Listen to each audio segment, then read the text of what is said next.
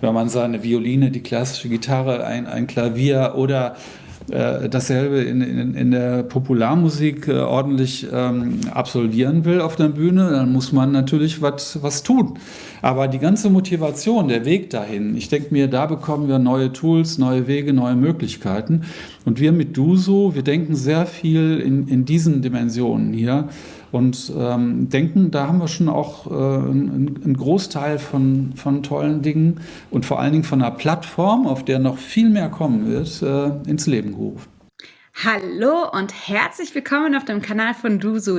Ich bin Aloysia Dauer und ich freue mich, Musikerkollegen hier auf diesem Kanal zu interviewen über ihre Erfahrungen mit Duso und dem Online-Unterrichten.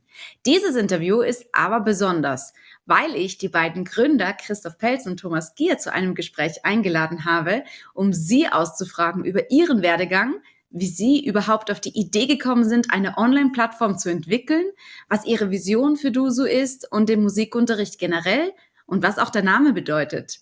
Also bleibt dran und bekommt einen exklusiven Einblick, wie alles begonnen hat.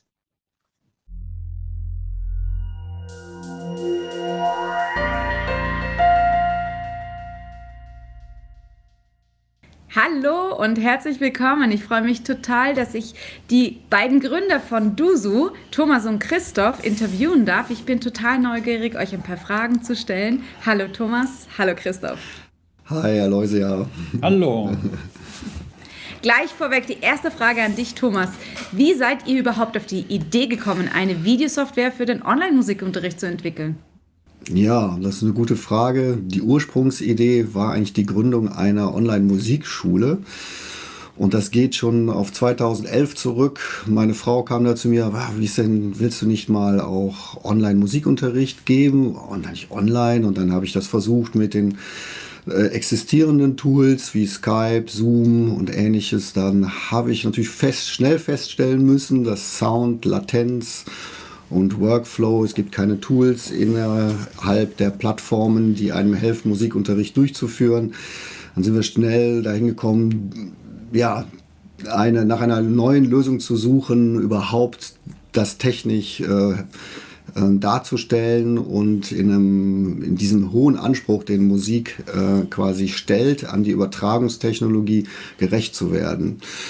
Ja, und dann hat er mich angerufen, sorry, genau, dass ich da so reingrätsche.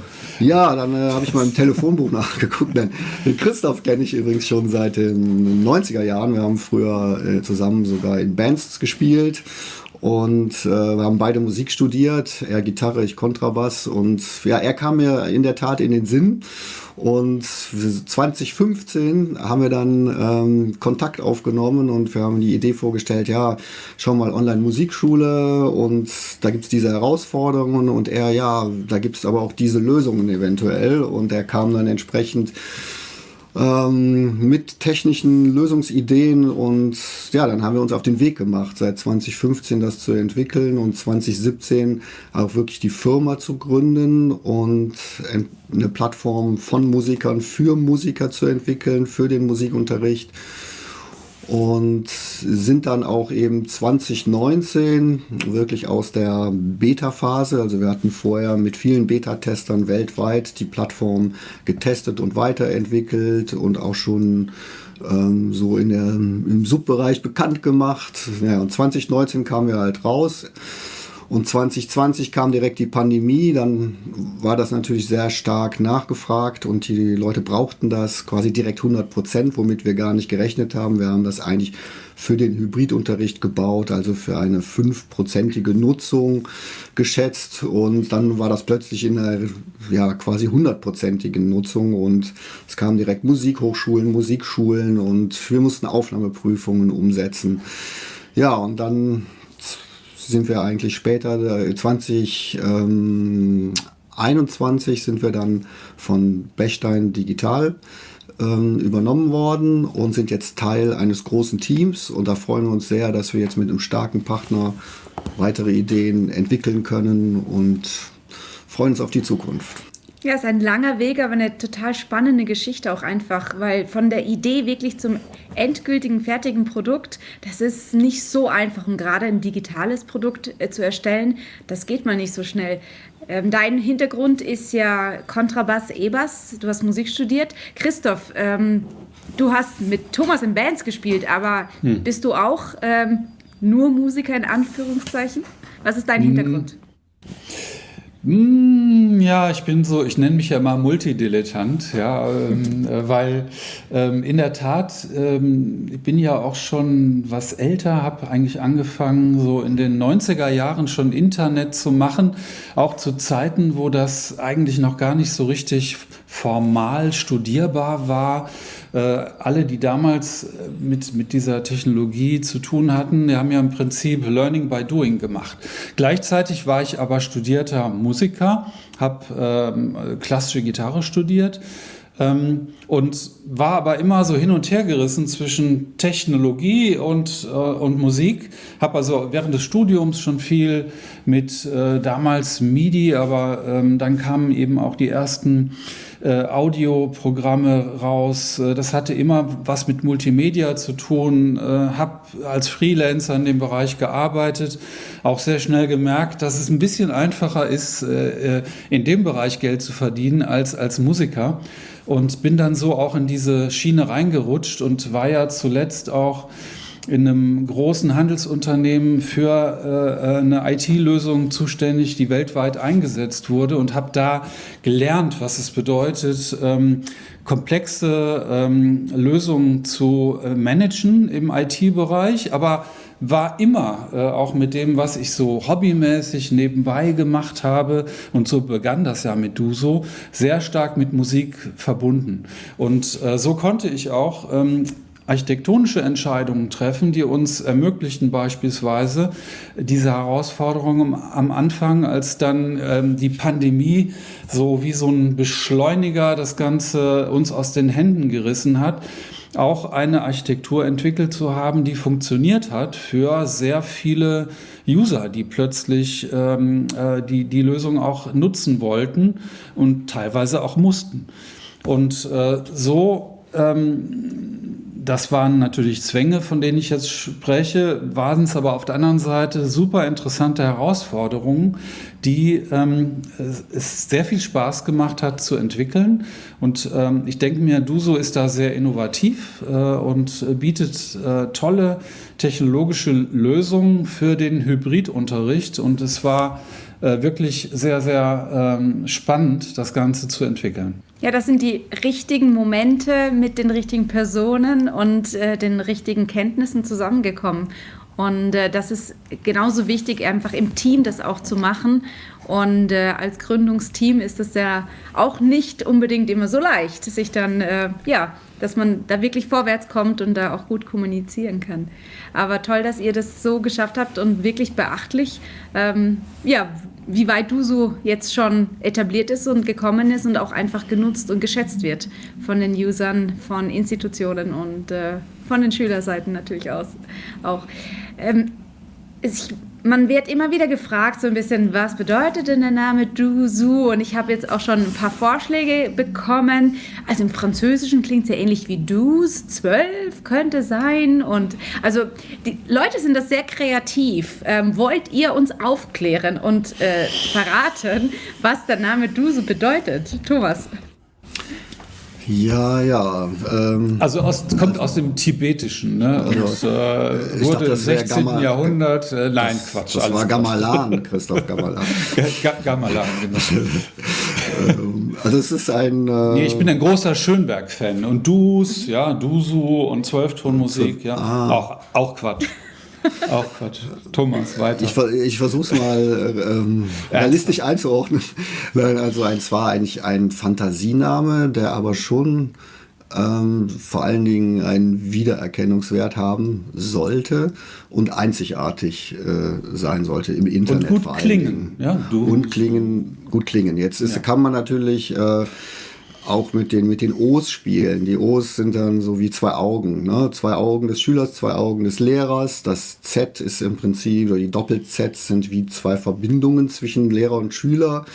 Und das D, wenn man natürlich das Lächeln auch unter die beiden O's macht, ist das D wie ein Ohr, was dann eben auch zuhört. So hat das natürlich auch ein grafisches, es ist ein grafisches Wortlogo in dem Sinne, ne? So ist Aber das ist doch eigentlich. die Symbolik dahinter ist schon da. Ja, toll. Und ich glaube, da werden viele jetzt auch befriedigt sein mit deiner Antwort. Ja, weil es ist nicht so einfach, auch einen Namen zu finden. Und es klingt ja auch wirklich sehr, sehr, sehr schön. Ja, ist auch die Frage, wie man es ausspricht. Ne? Die andere, also auch alle sprechen das irgendwie unterschiedlich aus. In Amerika manchmal Dozo sagen, oder Dusu wegen den Doppel-O's. Ne? Aber letztendlich sagen wir Dusu. Ne? Also du sagst Dusu, Christoph, wie sagst du es? Dusu, natürlich. Okay. Ja. Okay. Was machst du so? Ah ja, das geht auch. Genau Der Dialog, der wird dadurch eröffnet. Genau. Grußformel. Für wen ist denn Dusu geeignet? Wer kann Dusu nutzen? Für wen bietet ihr es an? Ja, Dusu ist in erster Linie natürlich für den Musikunterricht entwickelt und war auch traditionell erstmal für den Einzelunterricht, also Einzellehrer und einen Schüler entwickelt.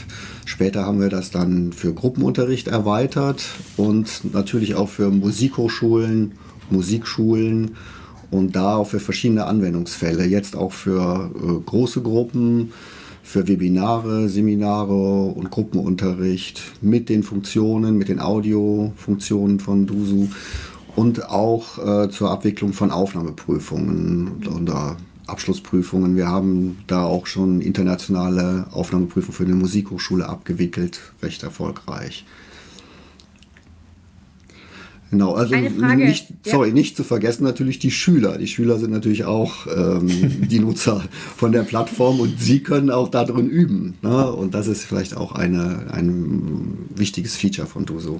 Ja, und üben ist genau das richtige Stichwort, weil es gibt ja in Dusu, in dem virtuellen Klassenzimmer, wenn man es so nennen möchte, ganz viele Funktionen, die zur Verfügung stehen. Christoph, möchtest du einfach ein paar Funktionen erklären oder etwas dazu sagen, was euer Gedanke dahinter war? Ja, also der Gedanke war eigentlich, dass wir eine Plattform entwickeln wollten, die gleichermaßen mächtig ist, also auch das, was man eben braucht im Musikunterricht. Und vieles funktioniert eben nicht mit Standardoptionen, die jetzt, ich sag mal, eine typische Webconferencing-Plattform wie Zoom bietet, sondern Musik braucht halt noch andere Dinge. Also erstmal kleine Tools wie ein Stimmgerät. Ja, ich muss erstmal auch dem Schüler vielleicht auch für zu Hause, also gar nicht für eine Online-Session mit dem Lehrer, sondern auch zum Üben Tools bieten, wie eben so ein Tuner, ein Metronom ist bei uns eingebaut. Ich zeige das ganz kurz für diejenigen, die nicht wissen, von was du redest. Genau, das sind nämlich diese Apps hier. Genau. Und diese ganzen Apps basieren auf Technologie, die der Browser bereitstellt. Und zwar ist auch sehr wichtig, dass man nicht spezielle Hard- und Software benötigt, die vielleicht Spezialkenntnisse erstmal erfordert, sondern das sollte alles im Browser, in einem Standardbrowser möglich sein, technisch, sodass die Schwelle möglichst klein gehalten wird. Gleichermaßen war es aber auch wichtig, dass wir natürlich, und das ist schon auch eine zentrale Komponente, eben diese Videokonferenz als Plattform haben. Auf der einen Seite, also all diese Tools stehen in dieser Session, wie wir sie nennen, auch zur Verfügung.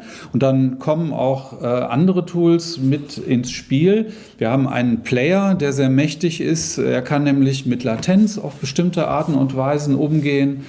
Und er basiert auf einer eingebauten Bibliothek, Medienbibliothek, in die man auch beliebige Medien hochladen kann. Also einerseits sowas wie Bilder, PDF-Dokumente, aber auch Musikdateien, Videos. Und diese Bibliothek steht sozusagen allen zur Verfügung, offline, also zum Üben, und auch online in der Session, sodass man sehr schnell Dinge austauschen kann und eben übrigens auch in der Darstellung fernsteuern für den Schüler. Also der Coach, wir sagen immer der Coach, der das Ganze leitet, also klassischerweise der Lehrer, der kann eben genau bestimmen, wo liegt der Player, okay, jetzt starte ich was, und der Schüler kann dazu spielen. Und dann, das ist ein schwieriges Thema, aber das haben wir ansatzweise wirklich sehr, sehr musikalisch lösen können, gehen wir eben mit diesem Versatz, den es im Internet immer gibt und immer geben wird, also dem Zeitversatz, in einer bestimmten Art und Weise um.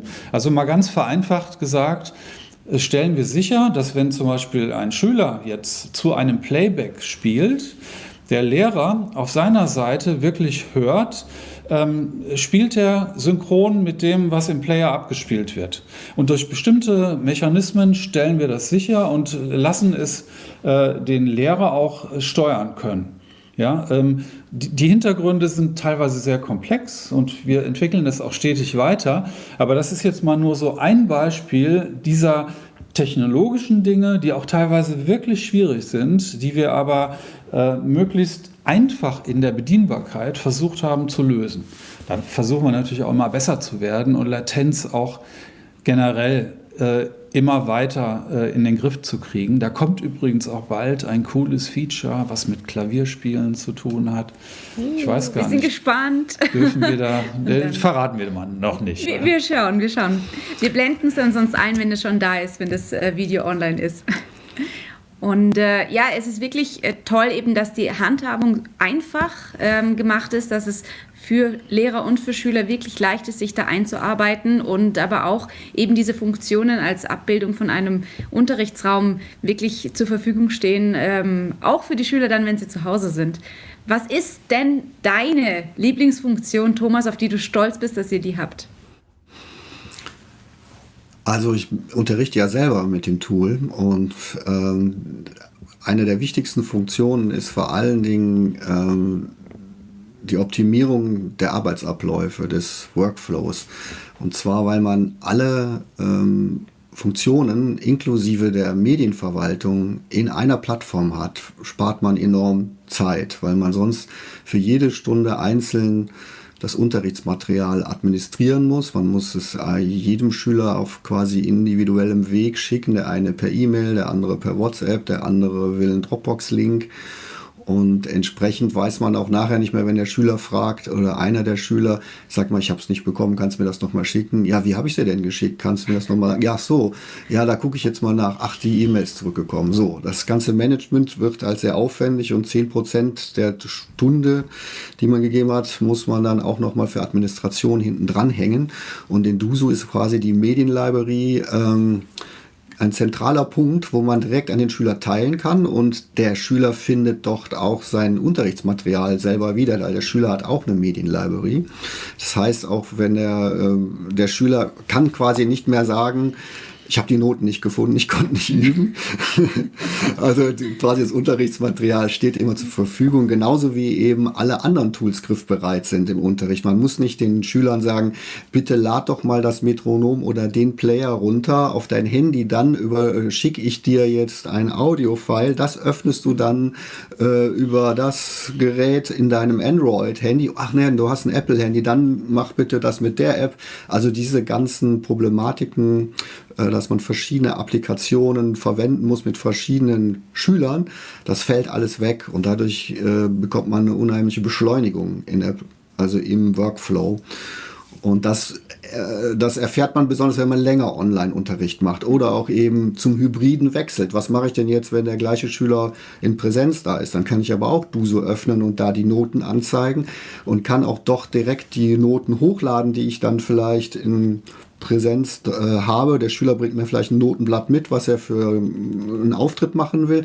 Dann kann ich das direkt digitalisieren im Unterricht und habe das in der Plattform. Die nächste Stunde mache ich online und schon kann ich da ansetzen. Das heißt, das ist auch ganz wichtig, dass wir diesen fließenden Übergang von online zum Präsenzunterricht optimieren, und da arbeiten wir auch weiter dran, und das ist auch ein Teil der zukünftigen Vision.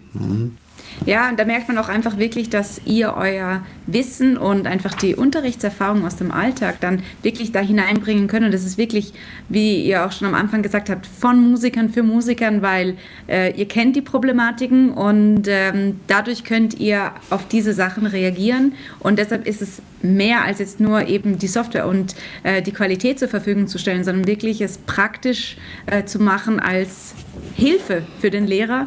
Und nicht noch mehr Aufwand. Das ist wirklich ein großer Vorteil und wirklich, was ich auch sehr an Dusu schätze. Genau, ich glaube auch da vielleicht auch was zu der Vision über diese Sache, über diese Optimierung der Arbeitsabläufe hinaus und der Medienlibrary wird es auch Optimierungen im Bereich intelligente Lernbegleitung geben. Das heißt, wir werden Tools bauen, die auch analysieren. Was habe ich denn zum Beispiel in welchem Zusammenhang mit dem Schüler genutzt? Jetzt habe ich zum Beispiel Amol-Pentatonik mit jemandem gemacht. Welche Stücke passen denn zu Amol? So, Pentatonik auf diesem Level des Schülers, weil mir fällt manchmal im Unterricht auch auf, ich habe doch da dieses und jenes Stück gemacht, aber was war das nochmal? Und dann muss ich ich muss erst wissen, wonach ich suche.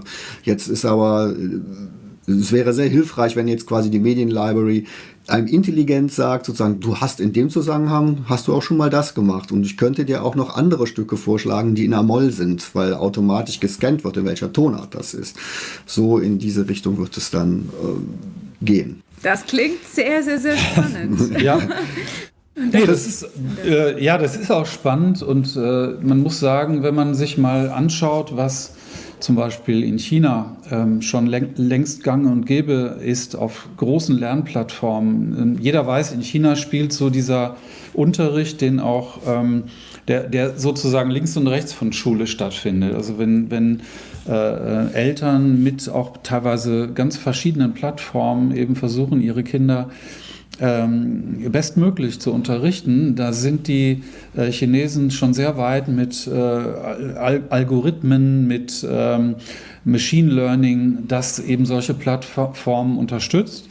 Und wir denken auch jetzt gar nicht aus so einer technischen Sicht heraus, sondern auch aus der Sicht, die viel mit dem zu tun hat, was heute das tägliche Tun unserer Kinder auch einnimmt, nämlich Spielen. Und ich meine das jetzt überhaupt nicht negativ, sondern Spielen, denke ich mir, ist einfach Computerspiele, Gamification, ein sehr mächtiges Werkzeug, um Motivation zu unterstützen. Ja? Und ich denke mir, da ist vieles von dem klassischen Unterrichtsmaterial wirklich in die Jahre gekommen, und wir brauchen einfach Plattformen wie diese, die auch von dem Umfeld ein bisschen näher eben an diesem Erfahrungen und dieser Erfahrungswelt von jungen Menschen sind, um auch die Motivation schlichtweg auf eine andere Art und Weise so anzupieksen. Ja?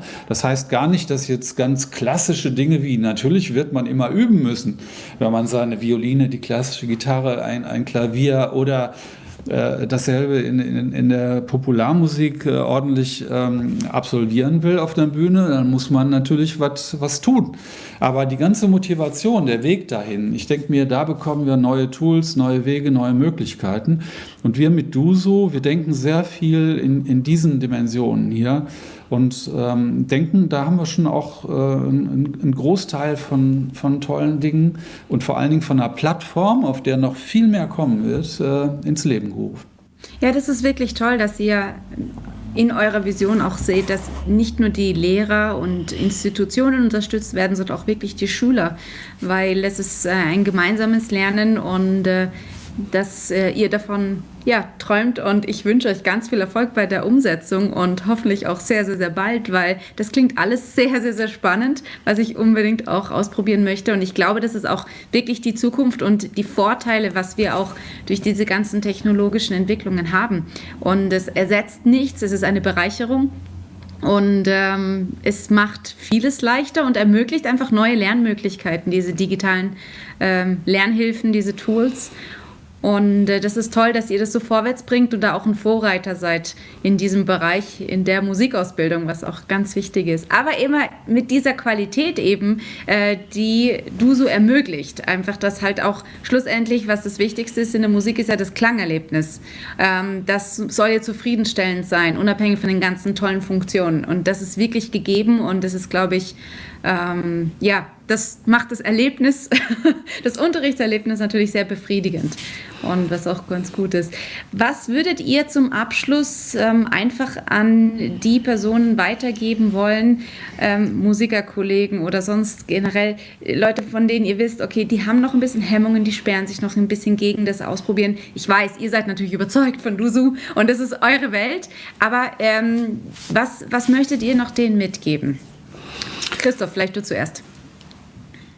Ja, weil sonst immer Thomas redet. Ja, der fällt mir. Nein. Ich habe eine Idee, einen Free-Account buchen und einfach ausprobieren. Ja, stimmt. Nee, also ehrlich gesagt, ich bin natürlich sehr stark verwurzelt auch mit Freunden, Bekannten aus der auch klassischen Musikerszene, Musiklehrerszene und weiß sehr wohl, wie konservativ dieser Verein sein kann. Und durchaus im Negativen. Ich sage das mal ganz im Offenen, weil ich erlebe oft auch, dass man sich zu sehr in der Welt bewegt, die man schon lange kennt, ja, und oft auch dann eher scheut, mal unbequem Neues auszuprobieren. Aber da würde ich einfach sagen, tut's einfach, weil wir haben ja auch rein technisch die Schwelle so niedrig gemacht, dadurch, dass man eigentlich mit jedem Standard-Webbrowser und jeder, denke ich mir, hat spätestens nach der Pandemie irgendwo seinen Rechner zu Hause stehen, einfach Duso starten kann. Es gibt unseren Free-Account, wo man auch erstmal gar nichts investieren muss, einfach mal ausprobieren kann. Und auch dann mit einem offenen Herzen einfach mal versucht, okay, was ist hier drin für mich, für meine Schüler? Ja, man muss auch sagen, wir haben ja Kunden, auch mal jetzt rein kommerziell gesehen, ja, die können auf einmal in ihrer Zeit, wo sie nicht mehr erst mal eine Stunde hin und eine Stunde zurück zu irgendeiner Unterrichtslocation fahren müssen, jetzt 2 Stunden mehr Unterricht geben. Ja, selbst banale Aspekte wie dieser sind ja auch mal interessant zu sehen, aber sicherlich vielleicht das am wenigsten Wichtigste. Die Möglichkeiten sind einfach faszinierend. Probiert's aus, macht's mal. Und ich denke mir, darin liegt sehr viel Zukunft. Aber ich will auch ausdrücklich sagen, natürlich ist immer das Offline-Erleben, gerade beim Unterrichten, unersetzbar. Und unser Anspruch war nie, hier irgendwas ersetzen zu wollen. Wir wollen es erweitern.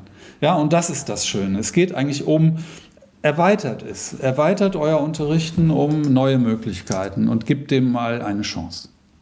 Für Einzelmusiker biete ich natürlich ganz viele neue Möglichkeiten in dem Sinne. Ja, du hast einen Schüler gehabt, der zieht weg, du kannst den Schüler halten, du kannst ihn noch unterrichten. Es gibt Schüler, ich habe einen Schüler, der wohnt im Nachbardorf, der hat plötzlich 2 Kinder, muss sich immer einen Babysitter leisten, wenn er zum Unterricht kommen will. Also hat er gefragt, was machst du, dann kann man das nicht online machen. So, also man profitiert eben von der Flexibilität, dass man online und Präsenz kombinieren kann. Als Musikschule kann man seine Raumauslastung entzerren, entsprechend Räume für den Ensembleunterricht mehr vorhalten, sodass man quasi wirklich für den wertvollen Ensembleunterricht und das Zusammenspiel die Räume benutzt und nicht für den Einzelunterricht in dem Ausmaß wie vorher und dann dies mehr online verlagert. Dann habe ich auch viele Feedbacks bekommen zu lerneingeschränkten Kindern von Musikschulleitern, die können sogar besser im Online-Unterricht lernen. Das ist vielleicht sogar ein neues Forschungsfeld, was sich da eröffnen wird, weil man sich irgendwie besser konzentrieren kann, weil es über den Bildschirm geht und mit einer gewissen Distanz passiert der Unterricht. So gibt es viele Vorteile, die man nutzen kann und man muss jeder Einzellehrer und jede Institution muss eigentlich diesen digitalen Weg für sich finden und entscheiden, wo da die Balance ist. Ne? Das hängt natürlich wirklich von vielen Parametern ab. Wie groß ist mein Gebäude? Wo wohne ich? Wie ist mein Einzugsgebiet? Wie will ich meine Reichweite erhöhen? Kann ich die Timezonen auf der Welt ausnutzen, um flexibel zu unterrichten und Zeitslots benutzen, wo ich sonst als Musiker arbeite? Kann ich natürlich nicht unterrichten, also kann ich vielleicht morgens Leute in Europa unterrichten. Also alle diese Möglichkeiten, die sich auch dadurch eröffnen. Ja, also einfach ausprobieren, einfach mal auf dusu.com vorbeischauen, registrieren und mit einem kostenlosen Account starten und dann natürlich gerne auch mit euch die Erfahrungen teilen. Seid sicher auch immer neugierig zu hören, was die User sagen. Ich bedanke mich sehr für eure Zeit, die ihr euch genommen habt und es war wirklich spannend, auch für mich einfach jetzt noch ein bisschen Hintergrundinformationen über euch zu erfahren, zu entdecken. Danke für die Arbeit, die ihr tut, für eure Vision und ich wünsche euch weiterhin viel Erfolg und viel Energie, damit ihr alles auch so umsetzen könnt, was ihr euch vorgenommen habt. Vielen Dank. Vielen Dank. Sehr gerne.